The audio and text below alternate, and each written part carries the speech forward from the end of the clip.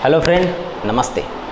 आज मैं आपके लिए ना ऑब्जेक्टिव में ना टिक लगाने वाले नहीं बल्कि भरने वाले लेकर आया हूँ, रिक्त स्थान को पूर्ति करने वाला क्वेश्चन लेकर आया हूँ। ठीक है, तो ये देखिए यहाँ पर आपको क्वेश्चन दिखाई दे रहा होगा, लाइन से ही आपको क्वेश्चन दिखाई दे रहा होगा।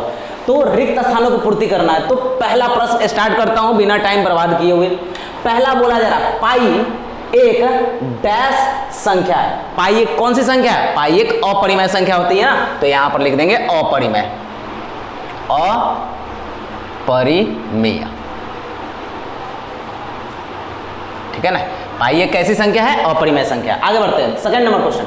यदि ax² plus bx plus c के शून्यक जो अल्फा कॉमा बीटा हो तो अल्फा प्लस बीटा का मान क्या होगा? अल्फा प्लस बीटा बराबर डॉट डॉट डॉट। तो यानी आपको पता है ना, शून्यांकों का योग अल्फा प्लस बीटा बराबर क्या होता है कि -b/a होता है। तो सारे फॉर्मूले को आप लोग को ध्यान में रखना ही पड़ेगा, विदाउट ध्यान में रखे हुए नहीं बनेगा। यानी इसका क्या होगा? शून्यांकों का योग अल्फा प्लस बीटा का -b/a होता है। अब आगे बढ़ते हैं, थर्ड नंबर क्वेश्चन।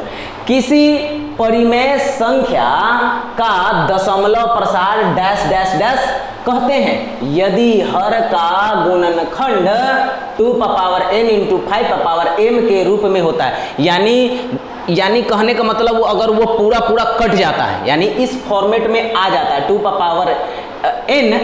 5m के अगर रूप में आ जाता है तो वो संख्या क्या कहलाता है? शांत कहलाता है। तो इस जगह पर लिख देंगे शांत। इस जगह पर क्या लिख देंगे दोस्त? शांत लिखेंगे। अब आते हैं नेक्स्ट प्रश्न, चौथा नंबर। किसी विभाजन प्रक्रिया में यदि a बराबर BQ प्लस R तब R का मान होगा। जो विभाजन प्रक्रिया में a = BQ प्लस R होता है ना, तो उस विभाजन प्रक्रिया में जो R का मान होता है वो क्या होता है? वो R का मान अद्वितीय होता है। लिख देते हैं अद्वितीय, ठीक है ना। R का मान क्या होता है? अद्वितीय। हो गया। अब आगे बढ़िए। यूक्लिड विभाजन एल्गोरिदम को डैश विधि भी कहते हैं। यूक्लिड विभाजन एल्गोरिदम को कौन सी विधि कहते हैं? तो यूक्लिड विभाजन एल्गोरिदम को कलन विधि भी कहते हैं। लिख देता हूं कलन, ठीक है ना, इसको कलन विधि भी कहते हैं। आगे 6 में HCF गुना डॉट डॉट डॉट, यानी पहली संख्या गुना दूसरी संख्या। HCF गुना क्या होगा? ऐसे ही पता चल रहा है कि भाई LCM होगा, तो लिख देते हैं LCM। HCF गुना LCM, ठीक है, हो गया। अब आगे बढ़िए, 7वें नंबर क्वेश्चन में क्या लिखा हुआ है? एक घातीय, जिसको रैखिक भी बोलते हैं, एक घातीय को रैखिक भी बोला जाता है। रैखिक बहुपद का आलेख एक डैश रेखा होती है। तो जब भी रैखिक बहुपद है ना, उसका आलेख खींचिएगा ना तो सरल रेखा ही आएगा, ठीक है ना, सरल। तो इस जगह पर लिख देते हैं सरल, ठीक है ना, सरल रेखा होती है। चलिए, तो अब हम लोग चलते हैं, यहाँ पर देख सकते हैं सेकेंड वाले में 8वें नंबर क्वेश्चन। 8वें नंबर क्वेश्चन क्या लिखा हुआ है? किसी द्विघातीय बहुपद का आलेख क्या है? उद्ग्रोमुखी या डॉट डॉट डॉट परवलय के रूप का होता है। तो यानी उद्ग्रोमुखी, या इसको अधोमुखी भी लिखते हैं। क्या लिखते हैं? अधोमुखी, ठीक है ना। यहाँ पर क्या भर जाएगा? अधोमुखी। अब आगे बढ़ते हैं 9 नंबर क्वेश्चन। 9 नंबर क्वेश्चन में क्या लिखा हुआ है? यदि A1/A2 बराबर B1/B2 बराबर C1/C2 हो तो उन समीकरण युग्म के हल होंगे। यानी अगर सब बराबर है तो इसके जो हल निकलेगा ना वो अनंत निकलेगा। इसका हल क्या निकलेगा? अनंत होगा। अच्छा, 10 number question.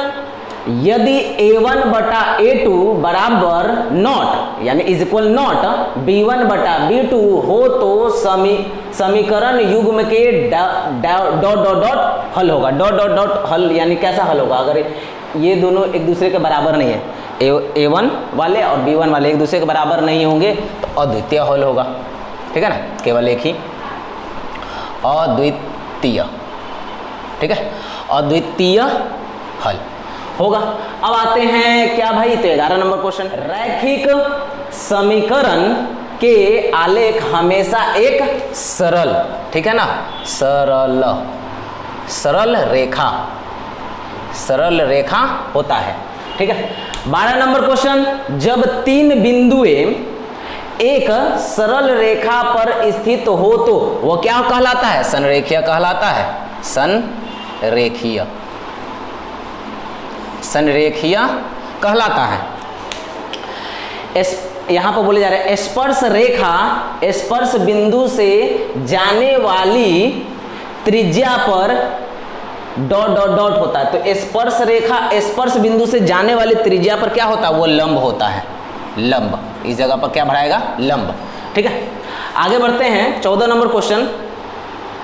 B square minus 4ac को ax² plus bx plus c बराबर 0 का डैश कहते हैं। तो यानी ये जो चीज है इसको क्या बोलते हैं? d का जो कॉमन डिफरेंस होता है ना, उसको हिंदी में क्या बोलते हैं? तो उसको हिंदी में विवेचक बोलते हैं। तो इसी चीज को लिखना था, विवेचक, विवेचक। बस ये हो गया आपका आंसर ना। सिर्फ एक काम दे दिया हूँ, चैनल को आप लोग सब्सक्राइब कर लीजिए, वीडियो को लाइक कर दीजिए और अपने दोस्तों तक जितना ज़्यादा से ज़्यादा हो सके शेयर कर लीजिए और हमारा साथ दीजिए ताकि हम आपका साथ दे सकें। चलिए, धन्यवाद, बाय बाय।